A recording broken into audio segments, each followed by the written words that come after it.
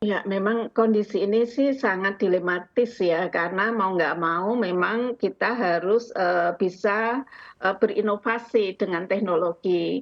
Sementara pelaku UMKM ini kan SDM-nya masih belum ada apa ya binaan dari pemerintah sehingga mereka tidak bisa bertransformasi secara teknologi. Pengaruhnya sangat banyak karena pelaku UMKM yang offline itu dia tidak bisa masuk di dalam platform media e-commerce atau media sosial gitu karena waktu mereka standby selama berdagang mereka offline. Harus ada antisipasi dari pemerintah itu sendiri gitu karena mau nggak mau memang mereka harus menggunakan itu atau mungkin dari pemerintah berikan edukasi atau ruang di pasar untuk mereka dibantu untuk market melalui teknologi gitu loh. Seperti para influencer, selebriti yang mereka ternyata justru yang menggunakan inovasi melalui TikTok gitu.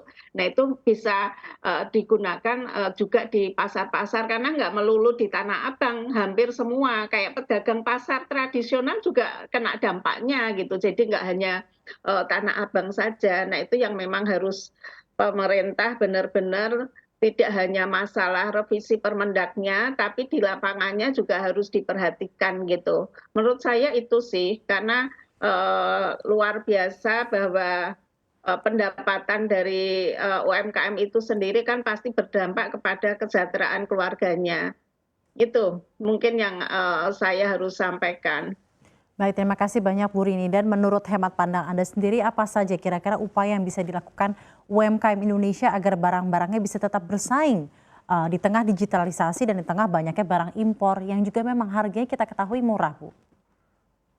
Nah, itu juga nggak bisa juga menyalahkan dari UMKM-nya, meskipun SDM-nya mereka juga kurang, tapi karena ketersediaan barang di Indonesia ini kan sekarang untuk ongkos produksi saja kan semuanya naik. Taruhlah misalnya kayak makanan minuman dari gula yang naik, minyak yang naik, beras yang naik, itu juga tidak bisa menjadi daya saing untuk mereka melakukan jualannya secara besar-besaran karena kan ongkos produksinya juga mahal. Terus untuk misalnya kayak konveksi, konveksi sendiri kan sebenarnya kain itu juga banyak yang diimpor ke Indonesia.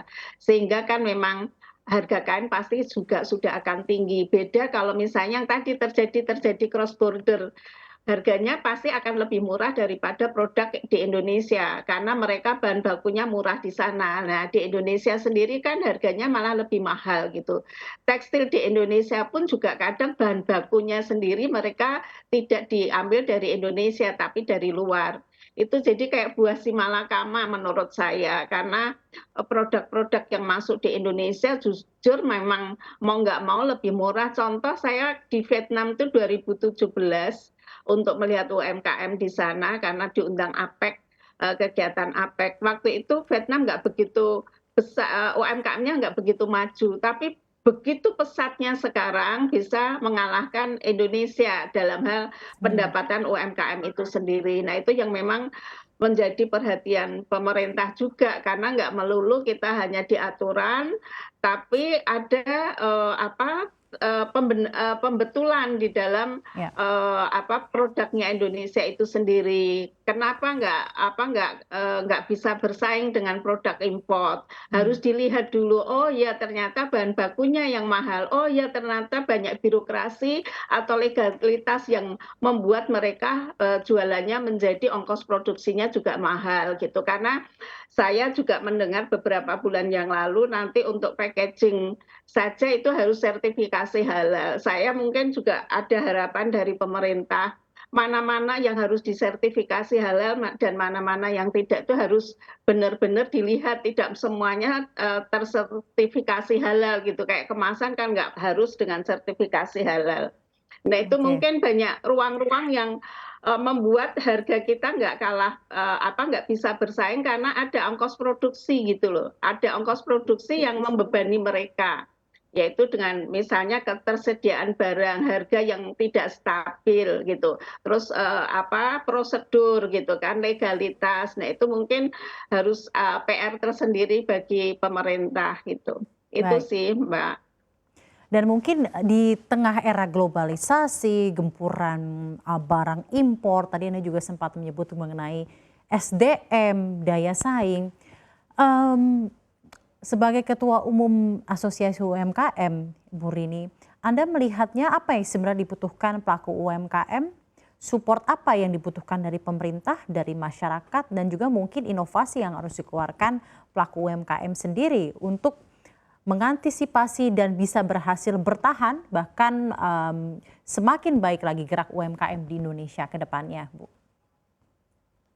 Yang pertama mungkin awal sekali adalah banyak hal aturan yang pelaku UMKM itu belum mendengar atau mendapatkan informasi yang tepat. Sosialisasi meskipun ada tapi nggak secara semuanya bisa disampaikan. Padahal di dalam regulasi itu banyak peluang UMKM mendapatkan program yang bagus gitu. Nah, yang kedua adalah mungkin SDM. SDM ini berarti kan pemerintah juga harus hadir membantu pembinaan pelatihan supaya produknya bisa berdaya saing. Tapi tidak melulu juga pembinaan pelatihan, juga harus ada diimbangi dengan hal-hal yang berkaitan untuk mereka bisa mendapatkannya secara murah atau mungkin bisa digratiskan seperti legalitas. Karena itu satu komponen yang memang tidak bisa dipisah-pisah untuk menjadikan barang itu untuk berdaya saing gitu. Karena berdaya saing itu pasti produknya bagus, kemasannya bagus, legalitasnya juga pasti terpenuhi. Nah, elemen-elemen itulah yang negara bisa hadir untuk membantu supaya harganya berarti bisa turun gitu loh. Harganya bisa berdaya saing karena kebanyakan kan masyarakat Indonesia ini kan sasaran dari marketing luar ya, market dari pasar luar untuk masuk ke Indonesia. Yaitu adalah harganya lebih murah gitu loh. Harganya mereka lebih murah. Nah, kompetitornya adalah kita harus menyediakan barang yang kualitasnya bagus tapi harganya bisa berdaya saing. Paling tidak sama lah. Itu yang mungkin pemerintah harus hadir di situ gitu.